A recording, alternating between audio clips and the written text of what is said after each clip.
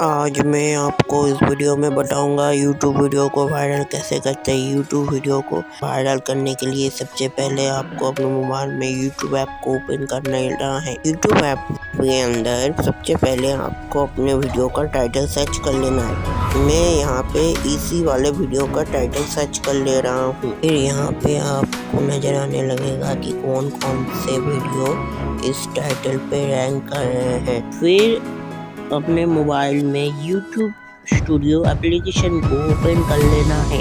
फिर आपको अपने मोबाइल में जो वीडियो को रिसेंटली अपलोड किया है उस वीडियो फिर इसके एनालिटिक्स को ओपन कर लेना है। फिर यहाँ पे जो फास्ट वाला ऑप्शन दिखेगा इस व्यू वाले ऑप्शन को आपको क्लिक कर देना है। फिर आपको यहाँ पे एक ग्राफ दिखेगा। इस ग्राफ में आप देख सकते हैं कि आपके वीडियो में कब कितना व्यू था और यहाँ पे आपको वो वाला टाइम भी दिखेगा। बस आपको उसी टाइम पे उस वीडियो को पब्लिश करना है।